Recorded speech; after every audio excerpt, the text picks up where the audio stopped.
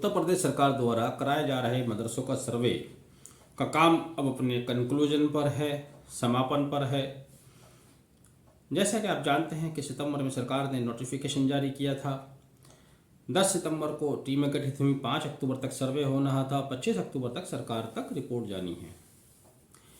इन सर्वे में सरकार ने मदरसा संचालकों को एक क्वेश्चनायर दिया था जिसमें 12 सवाल थे। उन 12 सवालों के जवाब देने थे, जिसको लेकर शुरुआती दौर में मदरसा चलाने वाले लोगों में काफ़ी असहजता देखी गई, कुछ डर भी देखा गया, कुछ शक भी उनके अंदर देखा गया। लेकिन 18 सितंबर 2022 में देवबंद, दारुल उलूम देवबंद में एक बड़ा इजलास हुआ, मीटिंग हुई। वहाँ मोहतमिम और ज़िम्मेदार लोगों ने मदरसा चलाने वालों से कहा कि आप घबराएं नहीं और सरकार को इस सर्वे में पूरा सहयोग करें, कोऑपरेट करें। दरअसल कुछ लोग इस तरह की अफवाह फैला रहे थे, चूँकि जैसे कि आप जानते हैं उत्तर प्रदेश में भारतीय जनता पार्टी की सरकार है।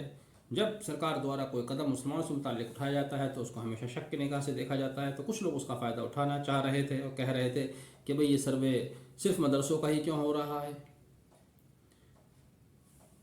गुरुद्वारे हैं, मंदिर हैं, चर्च हैं, आश्रम हैं, उनका सर्वे क्यों नहीं किया जा रहा।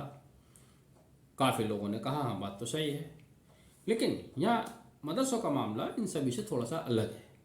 अलग इस तरह से है कि मदरसों में भारी तादाद में बच्चे पढ़ते हैं, शिक्षा हासिल करते हैं। और जब कोई बच्चा किसी संस्था में पढ़ने के लिए जाता है तो सरकार की ये जिम्मेदारी हो जाती है, तो वह भी उस राज्य के नागरिक का जिम्मेदार होने के नाते इस बात का ख्याल रखे कि उस राज्य के बच्चे कहाँ पढ़ रहे हैं, कहाँ शिक्षा हासिल कर रहे हैं, उस शिक्षा से उसको क्या फ़ायदा होने वाला है, और क्या उनका भविष्य होगा, क्या उनकी सुरक्षा के इंतज़ाम वहाँ पर हैं।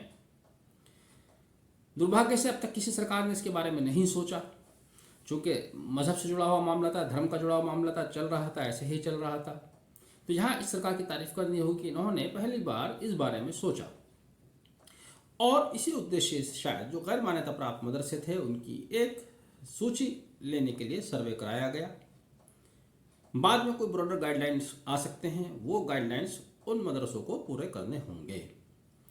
अब उन गाइडलाइंस की तैयारी मदरसों के पास कुछ है नहीं, क्योंकि जो मदरसा चलाते हैं वो दीनी तालीम से वाबस्ता ज़्यादा है, दुनियावी तालीम से वाबस्ता नहीं है। सरकार के कानून को भी नहीं जानते और सरकार ने कोई कानून उनके ऊपर नाफिज भी नहीं किया था, क्योंकि उनका इसी से काम चल रहा था। बहुत से लोग कहते हैं साहब मदरसे का सर्वे हो रहा है, मदरसे स्कूल ही तो हैं। अगर मदरसे स्कूल हैं तो ये बात सही है, सरकार का स्टैंड यहाँ भी मजबूत हो जाता है, उसको मजबूती मिलती है। जिस तरह से स्कूल कॉलेज से सरकार अपना असेसमेंट कराती है, उनसे रिपोर्ट्स लेती है, उस तरह से मदरसे से मिलेगी, लेना चाहिए।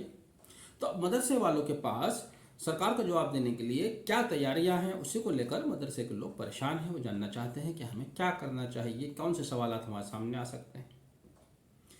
तो यहाँ जब आप अपने लीगल एस्पेक्ट पे बात करते हैं, कानून के ऊपर बात करते हैं कि आपको किन किन कानून को पूरा करना होगा, तो शुरुआत अगर की जाए, जो आज के वीडियो का हमारा मौजू है, पहली शुरुआत जब होती है जब आप कोई स्कूल कॉलेज चलाते हैं या अस्पताल भी चलाते हैं, मतलब कोई भी चैरिटेबल चीज़ चलाते हैं जो कि नॉट फॉर प्रॉफिट अर्न करने का मकसद जिसका नहीं होता है, सोसाइटी में, समाज में खिदमत या समाज की सेवा का उसका मकसद होता है, तब उसको चलाने के लिए आपके पास कोई ट्रस्ट होना चाहिए या कोई सोसाइटी होनी चाहिए। आमतौर से तो सोसाइटी होनी चाहिए, लेकिन आज के दौर में बहुत से स्कूल कॉलेजेस ट्रस्ट के तहत चल रहे हैं, ट्रस्ट के तहत भी चलाया जा सकता है। तो आज हम इसी के फ़र्क को समझेंगे कि ट्रस्ट और सोसाइटी में दोनों में क्या फ़र्क है और कौन सा बेहतर है, हमें ट्रस्ट बनाना चाहिए या सोसाइटी बनानी चाहिए। समझने से पहले दोनों का फ़र्क आपको मालूम होना चाहिए, क्योंकि दोनों के कानून अलग अलग हैं। जब कानून अलग हैं तो दोनों के मकसद भी अलग हैं। पहले हम सोसाइटी की बात करते हैं। सोसाइटी का उद्देश्य चैरिटेबल, हॉस्पिटल, क्लब या स्कूल चलाने के लिए किया जाता है। सोसाइटी का कायम, सोसाइटी का रजिस्ट्रेशन सोसाइटी रजिस्ट्रेशन एक्ट 1860 के तहत दिए गए कायदे कानून के तहत किया जाएगा। जब आप सोसाइटी रजिस्टर कराते हैं तो इसको रजिस्ट्रेशन कराने के लिए आपको रजिस्ट्रार ऑफ सोसाइटी के पास जाना होगा। रजिस्ट्रार ऑफ सोसाइटीज एक जनपद में एक ऑफिस होता है जहां आपको अपना मेमोरेंडम ऑफ एसोसिएशन बनाना होगा। मेमोरेंडम ऑफ एसोसिएशन में आपके कानून होंगे, बायलॉज होंगे, उसमें आप अपने कानून बताएंगे। सोसाइटी बनाने के लिए आपको कम से कम 7 मेंबर बनाने होंगे, जिसमें एक प्रबंधक होगा, सेक्रेटरी होंगे, ट्रेजरर होंगे, मेंबर होंगे, को सेक्रेटरी, सह सचिव हो सकते हैं, और उन सभी के दस्तखत आप अपने मेमोरेंडम ऑफ एसोसिएशन पर कराएंगे। मेमोरेंडम ऑफ एसोसिएशन फॉर्म के साथ आपको सबमिट करना होगा। अब जब आपकी सोसाइटी बन जाती है तो बनाने के बाद आप उसको भूल नहीं जाएंगे, ये सोसाइटी आपसे एक्सरसाइज कराती रहेगी। सोसाइटी का रजिस्ट्रेशन होने के बाद हर 5 साल बाद आपको उसका रिन्यूअल भी कराना है। हर साल आपको अपने मेंबर की लिस्ट रजिस्ट्रार ऑफ सोसाइटी के यहाँ दाखिल करनी है। ये ज़रूरी है कि आप हर साल अपने मेंबर की लिस्ट रजिस्ट्रार ऑफ सोसाइटी के यहाँ दाखिल करेंगे। इसके अलावा आपको अपने जो भी आप ऑर्गेनाइजेशन चला रहे हैं उसका इनकम एंड एक्सपेंडिचर अकाउंट बनाएंगे। देखिए, जो प्रॉफिट मेकिंग ऑर्गेनाइजेशन है, जो प्रॉफिट के लिए बनी है, वो प्रॉफिट एंड लॉस अकाउंट बनाते हैं। लेकिन जब आप सामाजिक संस्था चलाते हैं जहां पर आपका मकसद प्रॉफिट कमाना नहीं है, वहां पर आप इनकम एंड रिसिप्ट अकाउंट बनाते हैं। तो ये इनकम एंड रिसिप्ट अकाउंट, इसकी ऑडिटेड शीट यानी कि चार्टर्ड अकाउंटेंट से आप ऑडिट करा के हर साल आपको सबमिट करनी होगी रजिस्टर ऑफ सोसाइटी के सामने। ये आपकी जिम्मेदारियां हुई। इसके अलावा अब रजिस्ट्रार की शक्तियाँ आती हैं। रजिस्ट्रार को इसमें बहुत व्यापक शक्तियाँ प्राप्त हैं, वाइड उसकी पावर्स हैं। वो आपके सोसाइटी का, आपकी संस्था का इंस्पेक्शन कर सकता है, चुनाव के लिए डायरेक्शन दे सकता है। आपको चुनाव कराने होंगे, जो भी सदस्य चुने जाएंगे वो चुनाव के थ्रू चुने जाएंगे। इलेक्शन कराना होगा आपको, इलेक्शन कराएंगे आपको, वहाँ से भी एक परमिशन लेनी होगी। दूसरा, अगर आपके यहाँ कोई गैर कानूनी चीज़ पाई जाती है या रजिस्ट्रार उससे संतुष्ट नहीं है तो वह किसी भी समय आपकी सोसाइटी को, उसके रजिस्ट्रेशन को कैंसिल भी कर सकता है। तो इस तरह से यहाँ रजिस्ट्रार ऑफ सोसाइटीज़ की बहुत ज़्यादा शक्तियाँ हैं, उसका दखल है, वो उसमें दखल दे सकता है। अब दूसरी तरफ आते हैं कि क्या ट्रस्ट बनाया जाए, ट्रस्ट के थ्रू से काम किया जाए, ट्रस्ट के द्वारा काम किया जाए, उसकी मार्फत काम करें। ट्रस्ट की मार्फत कर सकते हैं, जैसे कि मैंने शुरू में बताया, बहुत सारे स्कूल, कॉलेज, बड़े बड़े यूनिवर्सिटीज़ ट्रस्ट से चल रही हैं, प्राइवेट यूनिवर्सिटीज़। आपका मदरसा भी चल सकता है। ट्रस्ट बनाने के लिए आपको कम से कम 2 लोगों की ज़रूरत है। 2 लोग भी उसमें, एक ट्रस्टेटर होगा, एक आपका ट्रस्टी होगा, और एक व्यक्ति वो जिसने ट्रस्ट कायम किया है, बेनिफिशियरी के अलावा वो होंगे, वो मिलकर ट्रस्ट बना सकते हैं। यहाँ पर भी आपका बायलॉज बनेंगे। बायलॉज वही बनेंगे जो सोसाइटी के केस में बनते हैं। किसी भी ऑर्गेनाइजेशन केस में जो बायलॉज बनते हैं वही ट्रस्ट के केस में बनेंगे। यहाँ भी आपको एक सदर चाहिए, चाहे तो नायब सदर बना सकते हैं, ना बनाए। एक आपको ट्रेजरर चाहिए, एक आपको जनरल सेक्रेटरी चाहिए, मेंबर आप जितने चाहें बना सकते हैं। 2 गवाह चाहिए जब आप उसको रजिस्ट्रेशन कराने पहुँचेंगे। हाँ, यहाँ पे इंपॉर्टेंट बात बताना रहेगी।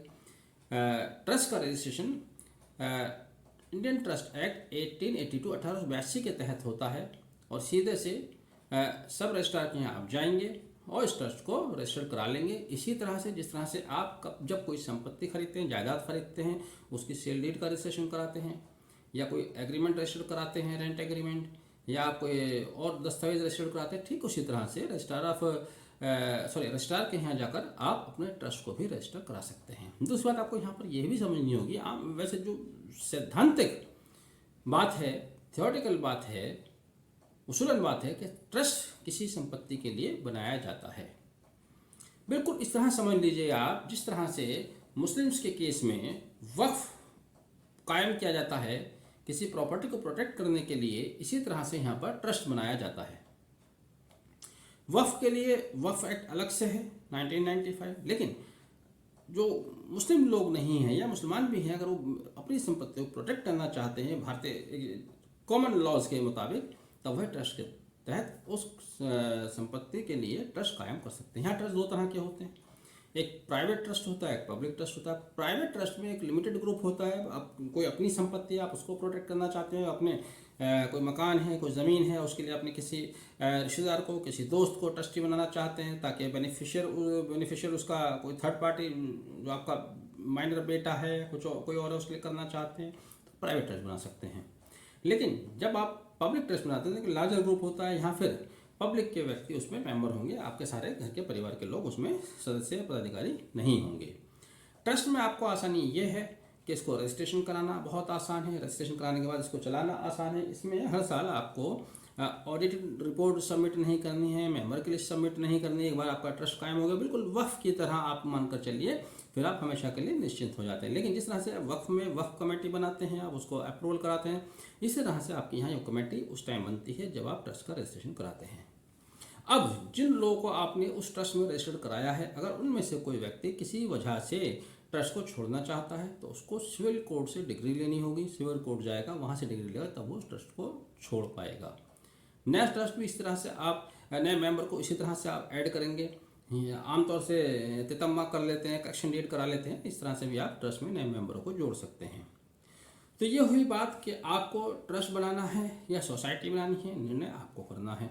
अगर आप सोसाइटी बनाते हैं तो इसके जो भी लीगल फॉर्मेलिटीज़ हैं उनको आप पूरा कीजिएगा। उसमें आपको बहुत अलर्ट रहने की ज़रूरत है। हर 5 साल बाद उसको रिन्यूअल कराना, सदस्यों को चुनाव कराना, हर साल मेंबरान की लिस्ट रजिस्ट्रार के यहाँ सबमिट करना, अपने खाते सबमिट करना, ये एक सोसाइटी की डिमांड है। ट्रस्ट में उस तरह की डिमांड नहीं है, लेकिन आप बिल्कुल भी इस गलतफहमी में ना रहें कि ट्रस्ट बनाएं और बैठ जाएं। ट्रस्ट में भी वही सारी कार्रवाई आपको करनी है जो एक सोसाइटी एक केस में करनी है, लेकिन वो आपको भले ही अपने पास रखनी है। हर साल का आपको लेखा जोखा तैयार करना है, हर साल की आपको ऑडिट रिपोर्ट बनानी है, अपनी मीटिंग्स का रजिस्टर मेंटेन करना है।